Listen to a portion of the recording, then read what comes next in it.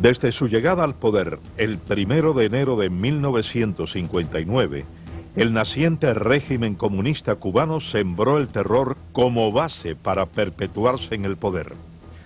Fueron instaurados los denominados tribunales revolucionarios, con condenas preestablecidas, carentes en muchos casos de pruebas incriminatorias y con un denominador común: la imposibilidad del ejercicio de una defensa justa.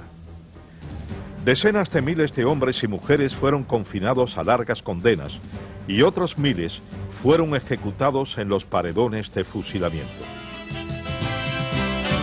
Con un hombre muere una ilusión. Cuando muere por un ideal, una vida que acaba y se va, un camino tronchado de amor. Yo los he visto partir, camino del paredón al paredón. Yo los he visto morir, Los vi morir y van sin pedir perdón. sin pedir perdón. Se llevan una oración de la mujer de su amor. De su amor, Un niño reza al Señor reza al Señor y van sin pedir perdón. sin pedir perdón. Fueron camino del fin, Los vi partir donde todo terminó. al paredón. Yo los he visto partir Los vi morir y van sin pedir perdón. sin pedir perdón. Y van sin pedir perdón. Sin pedir perdón. Y van sin pedir perdón. Sin pedir perdón. Y van sin pedir perdón. El llamado proceso revolucionario intentó justificar los fusilamientos dándoles un matiz legal. La Ley de Reforma Constitucional de junio de 1959 estableció la posibilidad de aplicar la pena de muerte por fusilamiento a los culpables de delitos contrarrevolucionarios, terminología empleada por el régimen para calificar cualquier acto en su contra.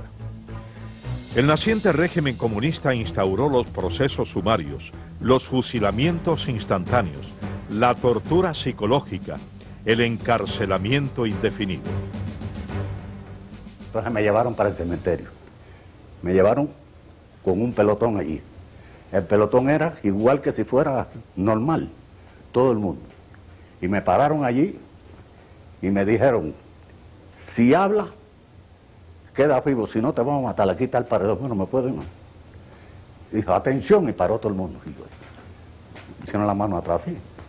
Atención, porten armas, sí. Apunte, dispare, pra, pra, pra, pra, pra, pra. Yo dije: bueno, me mataron, pero era de salva. Ahí yo me vi muerto. Yo dije: bueno, porque ellos me hicieron la pregunta: ¿no vas a hablar? No. Y la palabra mía fue: lo único que yo siento es que esta revolución, la cual yo ayudé y cogí muchos golpes y me sacrifiqué, sea la que me vaya a fusilar hoy. Prácticamente, desde la llegada al poder comenzó la oposición al naciente régimen. Primero, se produjeron enfrentamientos cívicos y se gestaron los primeros grupos de la resistencia. A mediados del mismo año 1959 comenzaron los alzamientos, añejo recurso del pueblo cubano contra las dictaduras, porque ya se vislumbraba el rumbo totalitario de la revolución cubana. Comenzaron los primeros enfrentamientos, cayeron en combates los primeros guerrilleros. Recuerdo también la muerte, que me impactó mucho, de Lorenzo Ramírez Monteliel. Ese muchacho era un muchacho joven, de la raza de color de Caracucey, alzado de los primeros alzados que tuvo el Escambray. Estaba bajo las órdenes de Osvaldo Ramírez, pero a la misma vez era el segundo Osvaldo. Eso sería por enero 13, 14. Él fue herido, creo que fue el día 18, fue herido en el pecho y en la cabeza.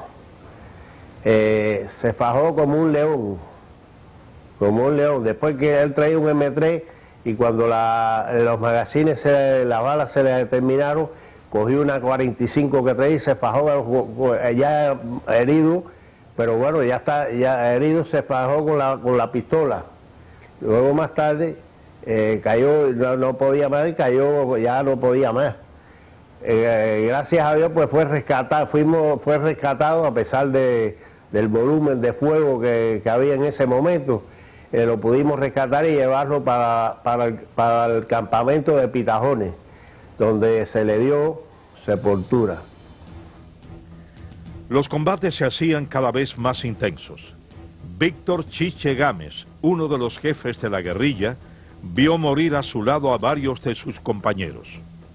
En el combate de Jovero, 28 de enero de 61, íbamos a pasar el cerco. Habíamos elementos de 3 columnas, la columna 4, la columna 3 y elementos de la columna 2. Nosotros fuimos los que íbamos a partir adelante el cerco. Yo fui comisionado para dirigir esa operación.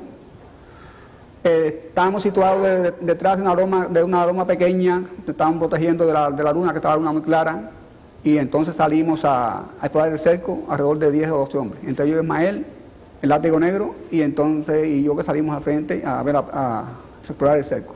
En ese momento, ellos nos vieron a nosotros primero y nos atacaron, y en ese momento perdimos a Ismael, perdimos al capitán. En ese momento yo asumo la jefatura de la columna y seguimos operando. Entonces ahí perdimos a este hombre, un gran combatiente de la raza negra, gran patriota, luchador, que yo nos recuerdo todos los días, por mi gran compañero, por un gran ser humano, un gran patriota. Cientos de hombres y mujeres vieron apagarse sus vidas combatiendo a las milicias revolucionarias. Quienes hoy cuentan la historia ven con pesar no poder recordar en muchos casos los nombres de sus hermanos de lucha, que eran conocidos a veces por un mote, un sobrenombre o un apodo.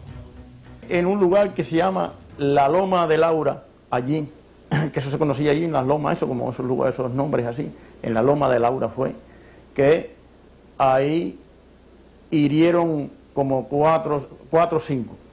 Así de gravedad, hirieron uno que se llamaba Tacoronte, de La Habana, que tuvimos que arrastrarlo un poco, ¿no? Y cuando vimos que ya no se podía, había que dejarlo, porque era demasiada la sangre que estaba botando. Y como que ahí se acostumbraba, ya estaba tan conseguido el problema de que si estaba herido de muerte, ellos decían, había que decir, no, dale tú, escápate. Eso era lo que había allí. Él cae herido ahí, porque cuando la milicia nos sorprendió a nosotros cogimos barranca abajo. ¿Ve? Había que cogerlo, estábamos arriba en la loma, y de allá arriba nos sorprendieron y cogimos, buscando el lugar más bajo, para poder salir caminando, porque era de la única manera, porque en los llanos no se podía caminar parado, había que buscar esos lugares para poder salir. Entonces ahí lo hieren ahí cuando ha brincado una cerca que había para coger la zanja por ahí para abajo. Lo hirieron ahí, nosotros viramos para atrás, lo cotejamos, le rompimos la camisa para poderlo amarrar, para que no echara tanta sangre, pero era demasiada sangre que estaba echando, entonces él mismo decía también, no, váyanse ustedes, que yo voy a ver cómo escapo. Esto fue lo que nos dijo él. José Ramón Fernández Vera fue uno de los enlaces entre la guerrilla y la clandestinidad. Fue hecho prisionero, pasó 12 años en las cárceles castristas y vio partir a decenas de sus compañeros de lucha.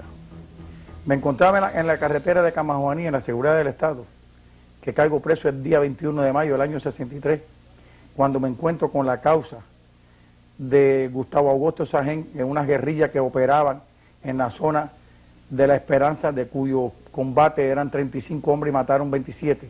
El resto se encontraba en la seguridad de Estado, donde mismo me encontraba yo. Un 25 de mayo del año 63, los condenaron a muerte. A las 7 de la noche los sacaron para fusilarlos. Entonces Freddy Bernal, ya en los últimos momentos se ponía el sol y había una sequía muy grande, y le dijo a Ovidio: mira, Ovidio, es la bandera cubana, se reflejaba por las claraboyas de una ventana, el rojo del cielo parecía la imagen de la bandera cubana que nos viene a saludar por última vez.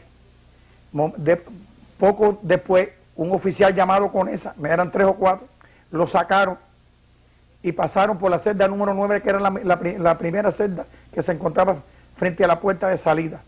Entonces pasaron y me dijo Freddy: hasta nunca. Gustavo Adolfo Tajén, eres jefe de la guerrilla que quedó vivo, hasta nunca. Y Ovidio Perdomo me dijo: hasta nunca, y me dejó un cinto donde decía: mira, si vienen a buscar mis pertenencias y tú estás vivo, le entregues este cinto. Leí con curiosidad y decía: mamá y papá, perdónenme por lo que los he hecho sufrir, cuiden a mis hijos. Pero en la celda número 9 conmigo se encontraba José Rodríguez Peña, un hombre de 50 y pico de años, y cuando lo sacan tenía un brazo desbaratado, que lo habían partido el brazo y no lo llevaron a curar. Estaba como si hacía un animal vendado. Entonces cuando lo sacan, se para cuando lo sacan por la noche, se para y me dice: muchacho, si tú te salvas porque estos hijos de matan a cualquiera, tú le dices a mi familia que su papá va a morir como un hombre. Y te recomiendo a ti, si no te fusilan, que de estos señores que hoy me van a fusilar a nosotros, no puede quedar uno vivo. Muchos exveteranos de la lucha contra Batista, que sentían que los principios por los que habían arriesgado sus vidas eran traicionados por la llamada Revolución Cubana, comenzaron a conspirar nuevamente.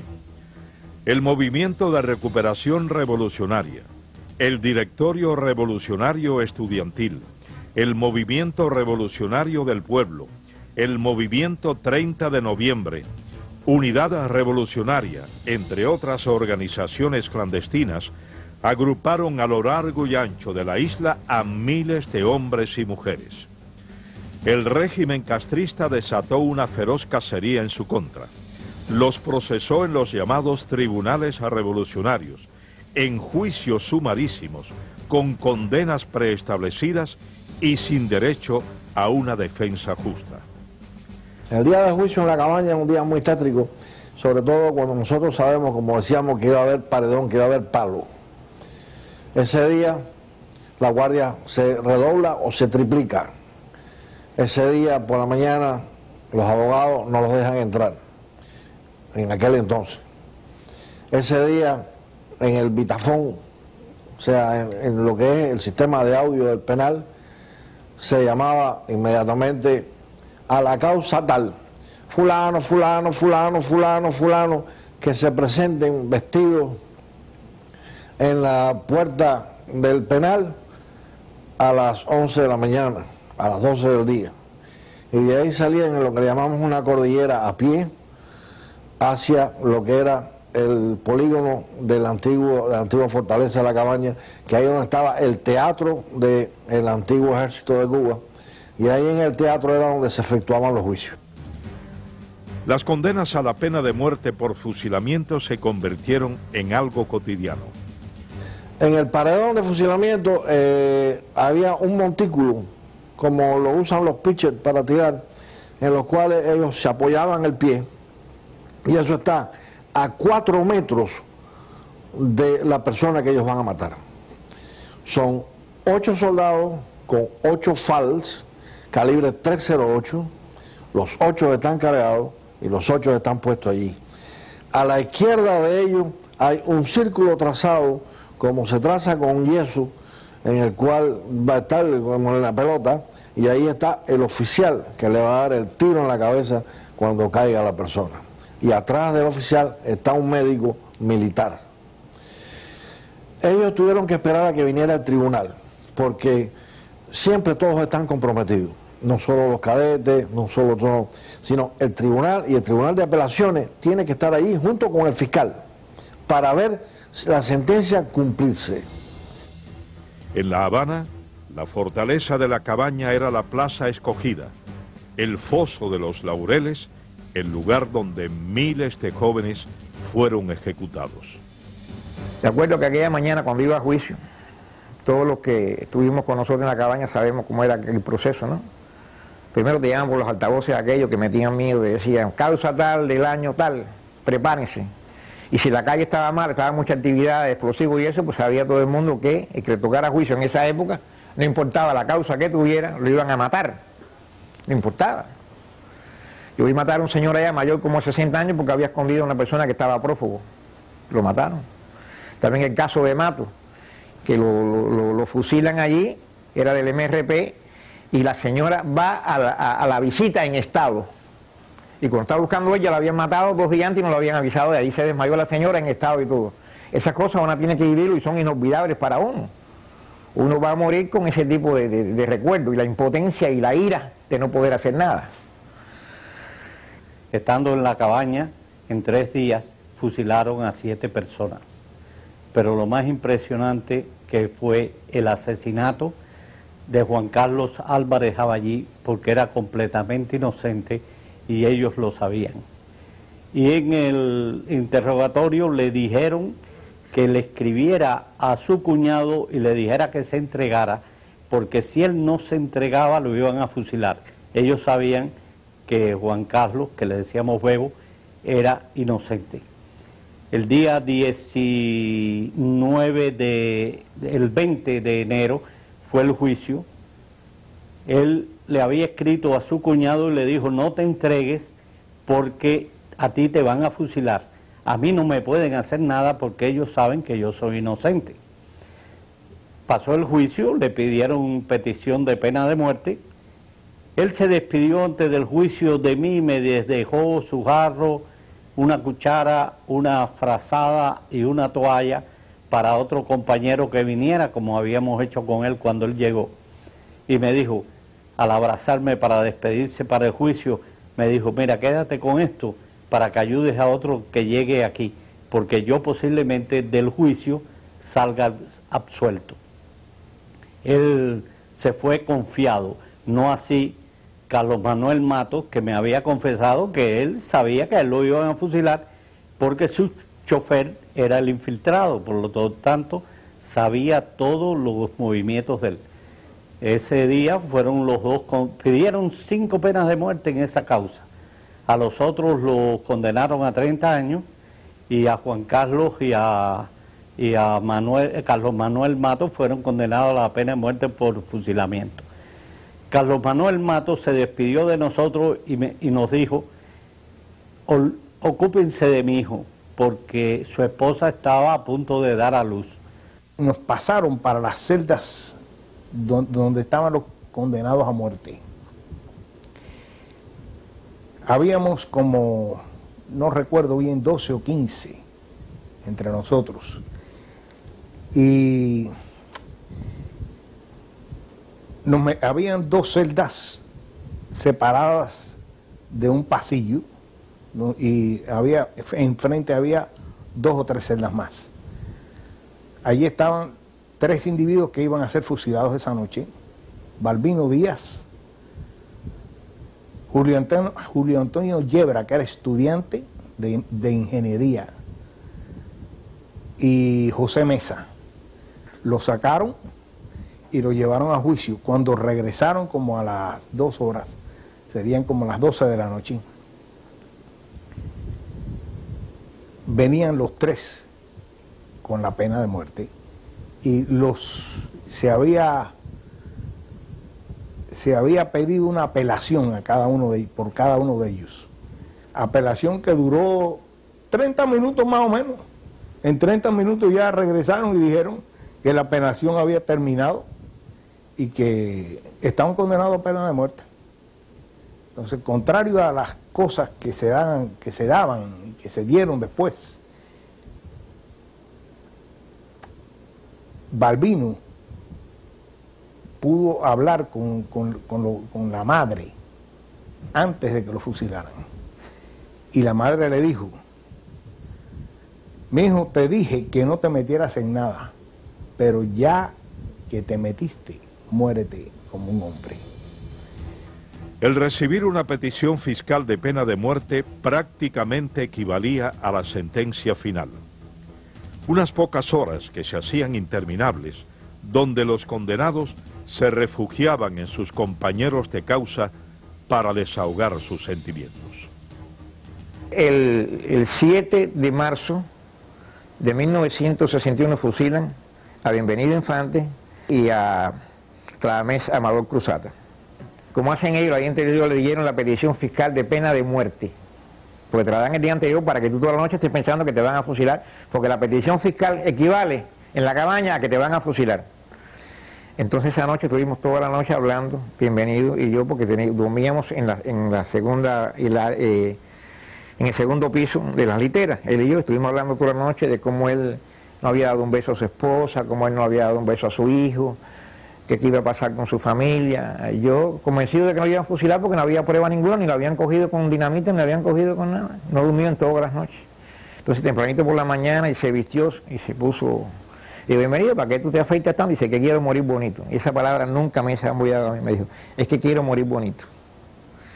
Entonces partió y no lo vi más. Ya cuando primero lo llevan ahí a la oficina, se sentían los disparos porque es por grupo, viene el carrito, todos se acuerdan, tienen el carrito, llevan a la gente, la descarga, el tiro de gracia, y entonces nos hizo así, porque ves así, más o menos cuando salen, nos hizo así a nosotros que estábamos en la reja, ¿no? Te podrás imaginar que esos son imágenes y recuerdos inolvidables para nosotros. El estar en la cabaña era lo más doloroso, porque estaba uno pensando nada más que llegara después de las 9 que empezaban los fusilamientos. Era uno atrás de otro. Era algo muy doloroso. Pensar nada más que amigos de uno fueran al paredón por haber defendido la libertad y oír ¡viva Cuba libre! ¡Viva Cristo Rey! Y un tiro de gracia después de los tiros de... Era muy duro. Por lo menos para mí, que yo quería, luché con todo sentimiento por la libertad de Cuba, y ver morir a mis amigos, a mis hermanos, era algo muy doloroso para mí. En el exterior se preparaba una invasión armada a la isla. Miles de exiliados cubanos se sumaban a sus filas. En la isla, el clandestinaje y las guerrillas se enfrentaban al régimen castrista. Este empleó a más de 70.000 efectivos agrupados en las milicias revolucionarias, una fuerza especial denominada Lucha contra Bandidos y unidades del ejército que incluían naves aéreas para realizar lo que denominó la limpia del Escambray. Que la noche para nosotros era muy importante para poder escapar. En la finca de la Felicidad habíamos lanzado un terreno grande, entonces ahí acabamos de tener un combate y nosotros salimos junto con un ganado que se había espantado en el tiroteo y salíamos junto con el ganado ese y llegamos bajando una cuesta de un potrero, de enfrente de nosotros del monte salía un grupo de milicianos. Durante los combates del día yo oía hablar de algo de 21, de que más o menos que yo suponía que era el batallón de ellos, porque lo estaba oyendo ellos hablando de eso. Y cuando nos dan el alto, que nos dice quiénes somos nosotros, porque nosotros nos confundíamos, porque estábamos vestidos de verde olivo y teníamos armas de todo tipo. Entonces, yo digo el 21, pero entonces ellos, primero me dicen, ¿quiénes son ustedes? Yo, somos milicianos. Dicen ellos, ¿qué batallón? Yo digo 21. Dicen ellos, ¿cómo? Entonces yo me doy cuenta inmediatamente que estoy confundido, que no es el 21. Entonces debe ser el 121. Y digo, no, es 121. Y entonces ellos se fueron, dicen, bajen para ser reconocidos y bajamos hasta un lugar, una cañada que nos perdíamos de vista momentáneamente. Cuando llegamos a la cañada, salimos entonces corriendo cañada abajo. El grupo que había, ya vimos un grupo ahí de unos 10 o 12. Y entonces de pronto nos salen de frente ellos, la milicia, y nos ponen las pepechadas casi a 4 pies de nosotros. Yo tengo en ese momento una Thompson y ya había tratado muchos parques, y inclusive le había puesto sacado la pala de la pistola y le había puesto un cargador de la ametralladora. Y entonces, Inocencio Rueda, que iba al lado mío, que llevaba una carabina M1 en la mano, cuando ellos nos dan el alto y nos apuntan ahí a quemarropa, yo inmediatamente me lanzo de lado disparando, y Inocencio cambia el M1 que tiene para la mano izquierda y saca la pistola. Entonces le metieron 18 tiros en el pecho. Lo vi caer así ahí abajo. Entonces yo medio enredado, lo veo que me fui de lado bajo el tiroteo ahí, y entonces lo vi en ese momento. Lo vi, ¿cómo se llama?, cayendo bajo las balas ahí de ese plan de allá. La invasión de Bahía de Cochinos en abril de 1961 precipitó uno de los meses más sangrientos en la historia de Cuba. Nos caímos presos el 27 de marzo de 1961. Virgilio Campanería, Alberto Tapia Ruano y yo. Y estuvimos en el G2 3 días más o menos. Después fuimos a la cabaña y el juicio nuestro fue el 17 de abril de 1961, el día de la invasión por Bahía de Cochinos. Nos llamaron a juicios tempranito esa mañana. Ya habíamos oído que estaban desembarcando por Playa Girón. Todavía estaban combatiendo. El juicio fue por mediodía, al atardecer, a las 2 o las 3 de la tarde. Los tanques de la cabaña estaban saliendo rumbo a Girón, y ahí fue nuestro juicio. El juicio demoró 20 minutos. El Pelayo Paredón era el presidente del tribunal y Flores Ibarra era el fiscal. De ahí salimos directo para la capilla. La capilla es una sección de la fortaleza de la cabaña que meten nada más a los que van a fusilar. Nos metieron a nosotros y en total habíamos 9 esa noche. La noche la pasamos ahí y empezaron a sacar a fusilamiento como a las 2 o las 3 de la mañana, quizás un poquito más. Iban sacando uno a uno de las celdas. Esa noche fusilaron 8.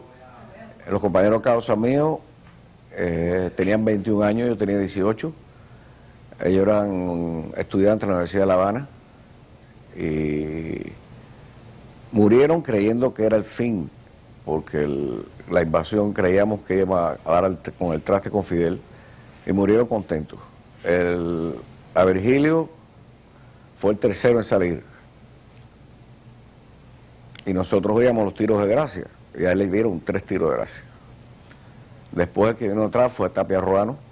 Después siguieron, ya les digo, hasta 8 esa noche, y quedé solo.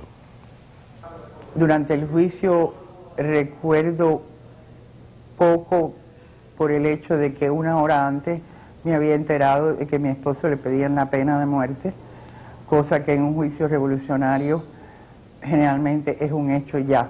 No hay casi chance de que haya ninguna justicia, por supuesto, ni ninguna prueba. Lo poco que recuerdo es que aquello fue, más vale que los hubieran sacado y los hubieran matado inmediatamente sin el juicio. Hubiera sido casi más humano, porque fue una muestra de falta de respeto tan absoluta a la vida humana que fue aún todavía más doloroso de tener que atravesar aquello. Allí el tribunal jugó a las bolitas de papel, hizo chistes, conversó, hacían como pequeños crucigramitas, estuvieron 12 horas entretenidos, completamente ajenos a lo que estaba pasando, a las declaraciones de los abogados, de los reos, de los acusados. A los abogados se les decía constantemente que era irrelevante que se sentaran, no tenían manera de ofrecer ninguna defensa. Mientras tanto que ellos jugaban y se distraían todas estas horas, como les digo, 12 horas, alrededor del salón del juicio,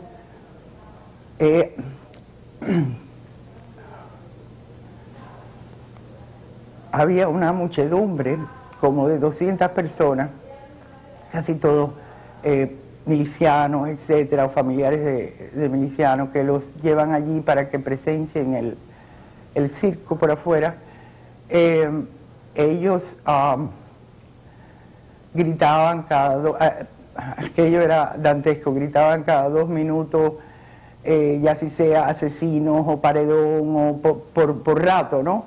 El fiscal, que sí mandaba a callar inmediatamente a los abogados, no mandó a callar a la muchedumbre en ningún momento, los dejaba un rato que se entretuvieran y que gritaran todo tipo de improperios, de insultos, etcétera, en el medio del juicio, para añadir a esa última agravio o lo que sea.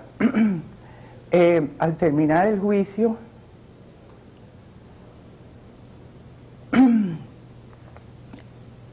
en un momento dado, los 7 condenados a muerte estaban sumamente serenos, estaban muy tranquilos, casi como si les hubieran puesto una mano de Dios arriba, etcétera. Y la única frase que mi esposo me pudo decir en el juicio fue que me estuviera tranquila, que todo el mundo se muere algún día, poco antes o un poco después, que por lo menos él sabía por lo que moría. El desembarco comenzó el 17 de abril de 1961. Los miembros de la Brigada 2506 hicieron contacto de inmediato con las fuerzas castristas. En los combates de Playa Girón y Playa Larga, más de 70 brigadistas perdieron la vida. El batallón 1 era batallón 1 paracaidista, y en el cual yo me enrolé enseguida. Y nos hicimos paracaidistas ahí en la montaña de Guatemala. Bueno, a nosotros nos dividieron en grupos. Por ejemplo, yo me tiré en San Blas. Me escogieron a mí para ir a cuidar a 2 observadores avanzados, uno de los paracaidistas y uno de armas pesadas. Hacer compañía, sobre todo de paracaidistas. Y ahí pues tuvimos aquello de que estábamos de observación y por cosas de la vida nos vieron. Entonces ahí nos abrieron tiros, venían como 10 tanques, pero los que nos abrieron tiros son los de ellos que vienen adelante buscándonos nosotros. Y entonces nos entraron a tiro y pero pudimos zafarnos. Manejando un camión con los que íbamos nosotros, y yo había bajado para hablar con el jefe mío, y entonces en ese momento cayó un proyectil enemigo y hizo tierra ¿cómo se llama? Ese camión, y él estaba, yo creo que ya sin vida, estaba destrozado todo. Y la única cosa que me quedó es ¿qué hago con él? Y entonces estaba conmigo un supuesto enfermero, que era un compañero nuestro que estaba estudiando medicina en la Universidad de La Habana. Y le dije, chico, mira, quédate con él, trata de ver cómo lo salva, por favor, que esto es demasiado. Si yo me acabo de bajar de ahí y me lo matan a él y yo sigo vivo, chico. Bueno, él se quedó y yo tenía que seguir las órdenes que tenía de seguir adelante con los compañeros míos, y así fue. Las fuerzas gubernamentales hicieron prisioneros a alrededor de 1.100 brigadistas. 179 de ellos fueron trasladados desde Girón hasta La Habana en un camión rastra totalmente sellado. Yo oí una voz que dijo, Osmani Cienfuegos. Entonces yo me paré y dije, Osmani Cienfuegos, ¿y quién es Osmani Cienfuegos? Y él estaba sentado en una sillita con una mesita delante para coger los nombres. Y me miró y dijo, yo soy Osmani Cienfuegos, porque... Digo, no, chico, yo porque quería verle la cara y conocerlo. Y si tú, ¿cómo te llamas? Digo, yo me llamo Juan González. Y dice, ¿dónde tú eres? Digo, yo soy de Miami. Y me dijo, usted es de los imperialismos, de los embutidos de los imperialistas. Entonces me dijo, llévaselo para que se muera. Y eso me coció a mí, digo, y cuando salgo me encuentro la rastra ahí abierta. Cerraron la rastra y lo que había dentro era un ganado. Ahí estaba este compañero, pues, Calviño, que tenía unas esquilas de armas en la espalda, que lo habían acostado adelante, lo que es adelante de la rastra, no allá, atrás de la cuña. En esa parte estaba acostadito ahí, con ese dolor y esa sangre. Y entonces cuando tú cierras la puerta, aquello fue oscuro, negro, ahí no se veía nada. Era nada más que gritería y lamentos y esto, y ¿cuándo iremos? ¿Cuándo iremos? Nada. Y aquella rastra empezó a caminar a paso lento. No se sabe para dónde iba. Y entonces empezó el sudor, el calor, el sufrimiento, el tiche que yo tenía abajo. Quítatelo, tíralo en el suelo. Era orine, era sudor, era condensación interior, ¿tú entiendes? Y aquello tú lo cogías, lo chupabas y te lo echabas en la boca. O a lo mejor era tu pulón, o era el de otro, o era el orine de otro, o el sudor de otro. Como a la hora y media, a las 2 horas por ahí, se oye la voz de que aquí se murió un compañero. Entonces, uno que murió. Y sigue la rata andando, o sea, pues muchos gritaban que se estaban ahogando y otros que... es normal, todo el mundo nos daba por lo mismo. La gente, a mí me dio por ponerme ahí, aguantado ahí y a rezar. Y entonces, de buena primera, ya no podíamos más allá, ya otro que se murió por aquí, y aquí se murió otro. Y ya, tú estás viendo que es como una escalera, ¿no? Y entonces después oí una conversación atrás de mí, que, ¿cómo se llama? De compañero mío, Moisés Santana González. Entonces yo lo cogí y le dije, ven para acá Moisés, ven para acá conmigo, lo arrastré un poco. Yo no podía, yo estaba ya estrenado. Y entonces le empecé a hablar y le di masaje en la espalda y empecé a hablar con él. Entonces yo empecé a hablarle y decirle, tú sabes, cosas de... para darle ánimo.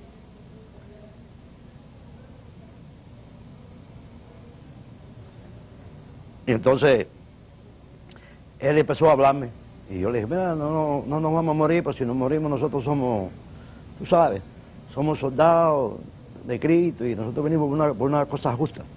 Y si nos toca morirnos, pues nos vamos a morir. Pues entonces me dice a mí que él no se quería morir. Dice, no, yo no me quiero morir. Entonces, ¿sabes? Me dio una palabrita que le vino en ese momento a él, que él estaba muy enamorado de su esposa, que la mujer era muy, muy bonita y que todo lo otro, y que él la quería mucho, que no se quería morir, no tenía hijos. Y de buena me hizo... Y le volví a dar 2 galletas así, y sacudirle y darle masaje, y ya no me contestó más. Tras más de 10 horas de camino, el camión rastra llegó a su destino. El Palacio de los Deportes o la Ciudad Deportiva, en La Habana. 9 de sus ocupantes llegaron muertos, asfixiados. Un nuevo crimen del totalitarismo. Entonces, oí que dijeron que estábamos en Goicuría. Coño, estamos en Goicuría todavía, no sabía si era de día o de noche. De ahí, no, que aquí no es, que llévenselo para otro lado. Nos llevaron para el Príncipe, que tú sentías cuando la noche iba subiendo la loma del Príncipe. ¿Tú me entiendes? Dije, bueno, que ya llegamos. No, tampoco. Vuelvan a salir. Bueno, a conclusión, como las 10 de la noche, nos vinieron a parquear en el frente del Palacio de los Deportes. Cuando aquella puerta se abrió, es como cuando tú abres un ganado, lo vas a sacar de adentro de un camión, y aquel ganado se tira de esa rastra desesperado. Los gritos, los lamentos. Entonces ahí para adentro, claro, toda la escolta, los milicianos, ahí no te dejan moverte, dale para adentro. Y nos metieron allí en el Palacio de los Deportes, y después nos enteramos que dentro de la rastra había 9 muertos. La historia del presidio político cubano recoge uno de los más crueles, despiadados e inimaginables episodios de esta gesta.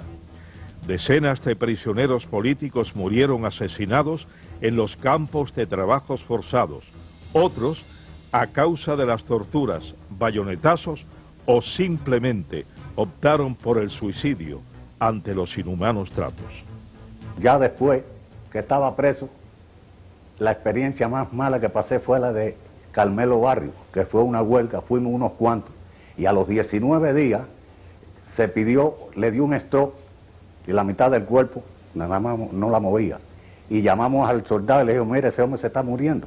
Y él dijo, dile que si no se quita de la huelga, no le damos asistencia médica. Y le preguntó Pire, uno que estaba conmigo, Martín Hernández, Pedre, dice que si no te quita, no te da asistencia. Y él con la otra mano, quédate con la otra, hacía que no. Y a los 19 días se lo llevaron y murió. Esa fue una experiencia muy dura para mí, ver un compañero ahí que no pudimos hacer nada por él. Éramos 112 personas, nos sentaron en los banquetes por orden alfabético. A mí me tocó estar al lado de Ángel Posada Gutiérrez. Ángel Posada Gutiérrez fue capitán del Ejército Rebelde. Perteneció al grupo de Aldo Vera. Cuando Aldo Vera decidió romper con la revolución, él también rompió con la revolución. perteneció a los grupos de infiltraciones de apoyo a Bahía de Cochino y fue arrestado el 9 de abril de 1961. Dicen que hubo una delación, me consta, porque uno de los que entró infiltrado, Pedro Sergio Cuellar, nos fue acusando uno por uno a los 112 que estábamos en aquel juicio. Ángel Posada Gutiérrez fue condenado a la pena de muerte por fusilamiento. En la primera fila, su novia, embarazada de él, Norma Albuernes, con 8 meses de embarazo. Norma Albuernes llevaba en su vientre el hijo de Ángel Posada Gutiérrez. Cuando Flores Ibarra ratificó la pena de muerte por fusilamiento para él, para Braulio Contreras Mazó, para Rojas Castellano, Ángel se viró hacia mí y me dijo: Cari, no voy a ver a mi hijo nacer, asegúrate de que él sea un hombre libre, y que si no nace libre, luche por la libertad de su patria. A Norma no le permitieron despedirse de Polín. A mí prácticamente me impidieron tomarle la mano y darle un beso. Aunque yo no había tenido mucho trato con él, sí nos habíamos conocido. Habíamos tenido una relación cuando comenzamos juntos en el MRR. Yo lo vi partir al paredón, con la frente en alto, pensando en el hijo que no iba a ver, muriendo por la libertad de Cuba. A Tony Chao Flores se le dio a conocer en una de las primeras revistas bohemia después del triunfo de la Revolución Castrista. La revista proclamaba a Tony, a los 18 años, teniente de las guerrillas del Escambray en la lucha contra Batista, como un ejemplo de la juventud cubana. Chao Flores comenzó a conspirar contra Castro en 1960, llegando a ser uno de los combatientes más audaces del clandestinaje. Fue herido en un enfrentamiento con la policía política. Una de sus piernas fue amputada y junto a Hugo Soria, su compañero de lucha, fue condenado a morir fusilado en los fosos de La Cabaña, donde una audiencia se entregó a ver la ejecución. Tito Rodríguez Olmans pudo entrevistar, años más tarde, a varios de los testigos oculares del fusilamiento y reconstruir los hechos. Como a eso de la 1 de la mañana ya estaba el circo todo formado, y entonces en lo que le decíamos nosotros, un carrito celular, que era una guaguita Volkswagen, sin el silenciador, sin el muffler, vino y recogió a Hugo Rodríguez Soria. Fue con Moya, que era el oficial, llegó allá, lo bajaron por las escaleras, unas escaleras medievales. El foso tiene una altura de alrededor de unos 15 metros. Y entonces lo pararon, dieron las voces: atención pelotón, orden, arma, paren, apunten, fuego. No se oyó Viva Cuba Libre y Viva Cristo Rey, porque ya en ese momento a los que iban a fusilar le ponían un pedazo de tape en la boca para que no pudieran gritar Viva Cuba Libre, y estaban esposados en la espalda. Franco se dirigió hacia Hugo, que estaba en el piso, y sonó el tiro en la cabeza. ¡Pah! Es el tirito que le dan en la cabeza, y el médico lo pronuncia que ya está muerto. Entonces fueron a buscar a Tony. Tony era un cubano 100% bravo, al igual que Hugo, pero era una salación con una sola pierna. Le dijo horrores en capilla a todos los que lo fueron a buscar, desde asesinos, traidores, etc. Y entonces parece que Moya quiso hacerse el gracioso ante la multitud, y cuando llegó la jaulita con él, que lo apearon, que Moya era el oficial que lo iba a llevar hasta el paredón, donde había un palo, que allí nunca amarraban a nadie, porque todos los que han fusilado ahí lo fusilaban a la derecha del palo, porque se paraban como hombres frente al pelotón, no había que amarrarlo. Moya, cuando llegó a las escaleras, le quitó las muletas y le dio una patada en la espalda a Tony. Tony rodó por todas esas escaleras hasta que llegó al fondo del foso. Allí nosotros sentíamos unas carcajadas que no sabíamos ni podíamos concebir lo que estaba pasando. Esa multitud se estaba riendo de ese muchacho que no tenía camisa, que estaba con unas muletas y que le habían puesto una venda en la boca. Tony empezó, muy orgulloso, a arrastrarse hacia el palo. Y nosotros oíamos, y todos los que estábamos ahí, nunca podremos olvidar ese coro diabólico que decía: arrástrate, gusano, arrástrate, arrástrate, imperialista, arrástrate, arrástrate, y una serie de malas palabras y de groserías. Hasta que Tony llegó, se agarró al palo, subió él solito y se paró como un hombre frente al pelotón de fusilamiento. Y le hizo así, como en señal de que tírenme aquí al pecho. Le dieron la descarga y después le dieron 3 tiros en la cabeza, porque no se murió del primer disparo, ni del segundo, ni del tercero fue que lo pronunciaron muerto. La cabeza se la deben haber desbaratado porque Arsenio Franco usaba una Colt 45 niquelada, y 3 balazos en la cabeza de 45 son devastadores. Una de las últimas grandes organizaciones del clandestinaje en Cuba fue el Frente Unión Occidental, que auspiciaba focos guerrilleros y operaciones clandestinas en 3 provincias del occidente cubano. Al ser desintegrada esta organización, centenares de obreros, amas de casa y campesinos fueron arrestados. El jefe de la misma, Esteban Márquez Novo, prefirió suicidarse antes de caer en manos de la seguridad del Estado castrista. 27 cubanos fueron fusilados en esa causa. Dictaron 4 penas de muerte. Las penas de muerte fueron para Carlos Manuel Báez Fernández, en ese momento con 21 años de edad. Para Vicente Cuevas Pi, que en ese momento tenía 32 años. Para Juan Manuel Suárez Cruz, que en ese momento tenía 28 años de edad. Y para Salvador Suárez Fernández, que en ese momento tenía 34 años de edad. Estas personas, excluyéndome a mí, que me conmutaron la pena de muerte por 30 años, fueron esa noche o esa madrugada en la misma jaula, desde Consolación del Norte hasta la cárcel de Pinar del Río, un aproximado de 60 kilómetros. Tuve la oportunidad de ir con ellos en la jaula y durante esos 60 kilómetros pude compartir y conversar con ellos sus últimos momentos de vida. Tengo los testimonios de ellos en mi corazón, en mi vida y en mi alma. Y creo que nunca en mi vida, mientras Dios me dé uso de razón, podré olvidarme un momento cuando, llegados a la cárcel de Pinar del Río, después de un año juntos, en las galeras, en las secciones, en los calabozos, en las celdas de castigo y sobre todo en las celdas de la seguridad del Estado, me di un abrazo con cada uno de ellos y nos despedimos para toda la vida. Al día siguiente, día 6, creíamos que ellos iban a ser llevados al paredón de fusilamiento, pero no fue así.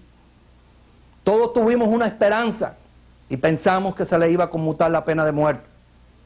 Desgraciadamente, amanecer día 7, a las 2 de la mañana, lo sacaron de la capilla, cantando los 4 al unísono el himno nacional cubano. Ese himno nacional cubano que tantos mártires nuestros lo han cantado en el momento de ir al paredón de fusilamiento, ellos lo supieron entonar también valientemente.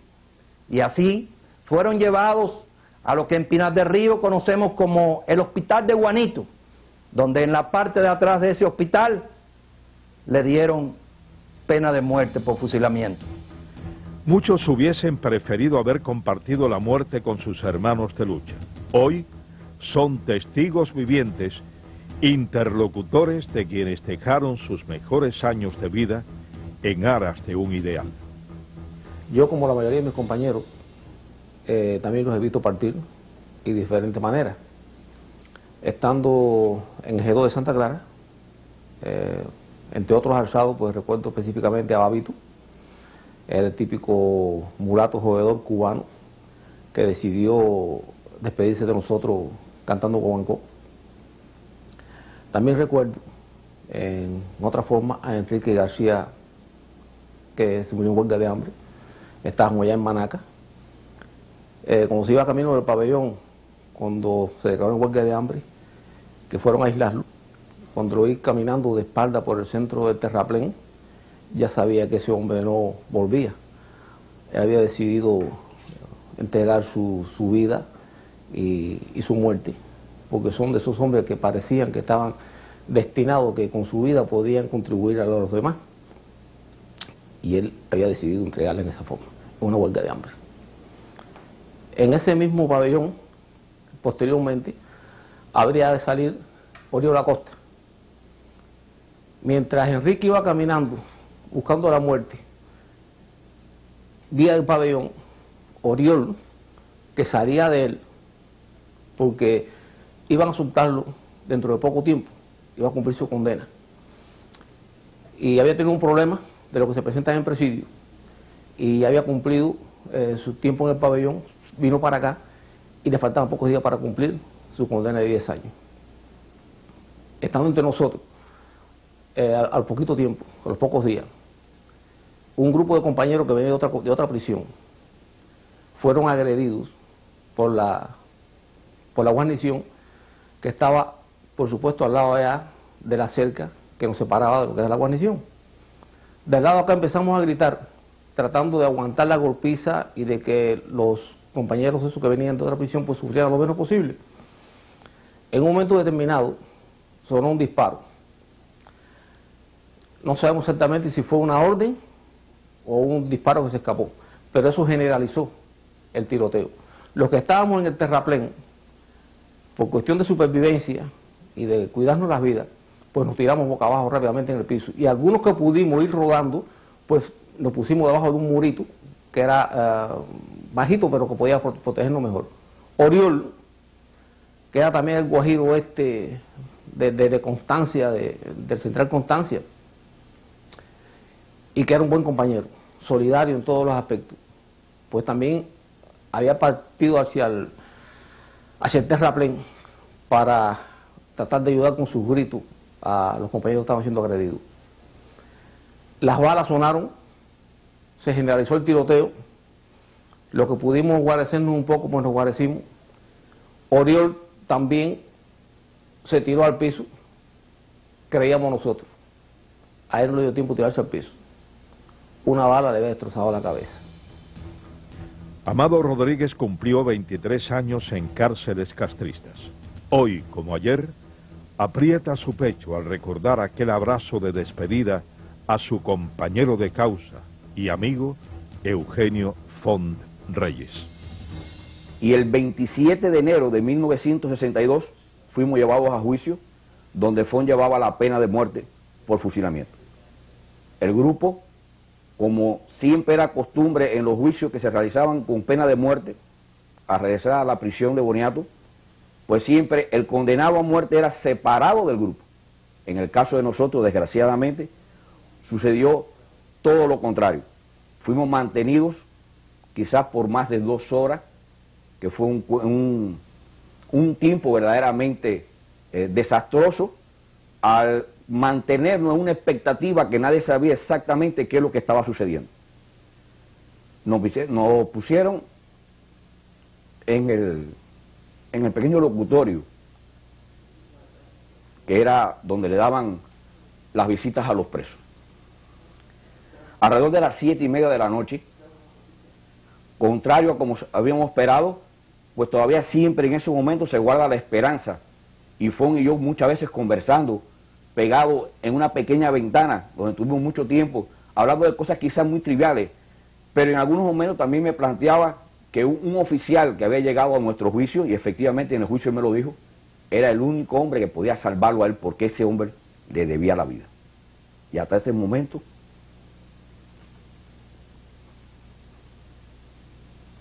quizás él estuvo esperando, que esa era la esperanza que había.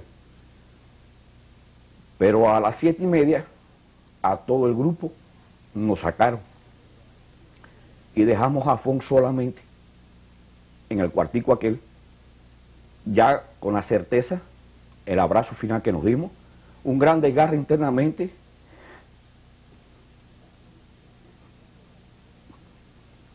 y un llanto quizás que como ayer, hoy no pudo aguantar. Y así fue la situación que se presentó. Pero aún peor todavía, y era un 27 de enero, cuando nos pasaron, que Fon quedó solo desde el pabellón número 1, que era el que le quedaba frente a él, que se veía durante varias horas, aún todavía después, se veía la figura de él dentro del local. Y todo el mundo, pues la comunicación internamente del presidio se hablaba que qué sucedía verdaderamente. Como a las 10 y algo de la noche hubo un apagón en la prisión, y 15 o 20 minutos después, cuando el apagón volvió la luz al presidio, ya Fon no estaba. Tratamos de comunicarnos qué sucedía, si lo habían llevado para el hospitalito, como siempre se acostumbraba a llevar a los que iban a fusilar y al otro día, al amanecer, fusilado, pero no hubo ningún tipo de información posible. ¿Qué había sucedido? Quizás fue lo que nosotros todos comprendimos, que para que no llegara el 28 de enero verdaderamente, que es fecha del apóstol, posiblemente precipitaron su fusilamiento, y esa fue la acción. A esa hora lo llevaron y a esa hora la fusilaron, y por eso siempre hemos recordado que a Eugenio Fon Reyes, un trabajador, un hombre que casado y dejaba 2 hijos en aquel momento, un hombre quizás fue de aquellos hombres que los principios y los valores le impusieron el deber de tener que enfrentar 2 dictaduras en sucesión, o había enfrentado su vida un 27 de enero de 1962. El régimen comunista de Cuba ha implantado el terror como arma para perpetuarse en el poder. Ha privado de la vida a miles de hombres, mujeres y jóvenes, muchos de ellos menores de edad, por el solo hecho de no compartir el dogma que ha tratado de imponer. Esto fue un problema radicado por problemas de principio, de idea. No nos ocuparon ni a mi hijo ni a mí, ningún tipo de arma, ni teníamos hecho de sangre. Cuestión de desarrollar ideas libremente, el derecho a opinar, a pensar libremente, sin estar guiado ni dirigido ni presionado por nadie. Esa fue la causal. Radicaron contra los poderes del Estado y sin tener ningún hecho de sangre, sin ningún tipo de ocupación, de ningún tipo de arma, nos llevan, nos encausan con petición de muerte. Le mantienen la pena de muerte a mi hijo, y a mí el fiscal en el juicio me baja inmediato y inferior 30 años y lo fusilan. Salimos del juicio caminando, entonces mi hijo Calixto Alberto Valdés Mendoza me dice: papá, me van a fusilar. Yo le digo: ve tranquilo, tú eres inocente, tú no tienes ningún hecho de sangre, no hay ningún tipo de ocupación de nada, entonces no hay razón jurídica, legal, para que ocurra ese tipo de condena. A mi hijo lo fusilaron el 17 de septiembre del 1963, causa 482 del año 63. Y yo escuché, y allí lo escuchamos todos: atención, apunten fuego, y oíamos la descarga.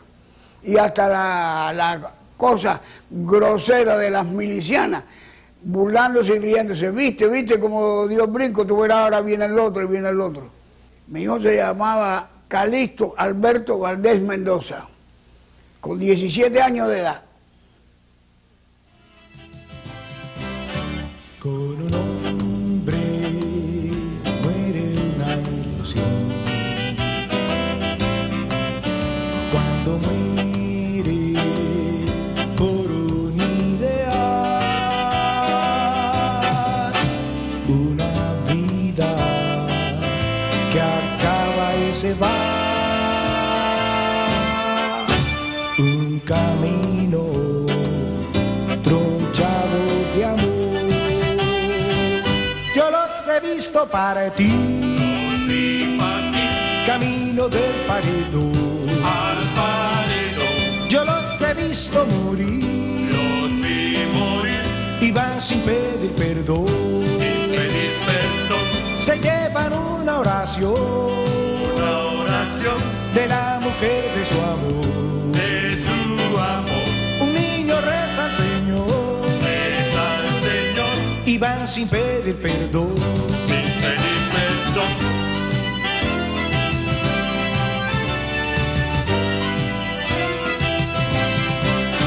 Con un hombre muere una ilusión.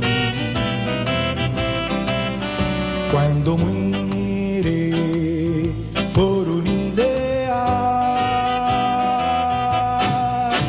una vida que acaba y se va, un camino tronchado de amor. Fueron caminos del fin, donde todo terminó. Al paredón. Yo los he visto partir, Los vi morir. y van sin pedir perdón, Sin pedir perdón. y van sin pedir perdón, Sin pedir perdón. y van sin pedir perdón.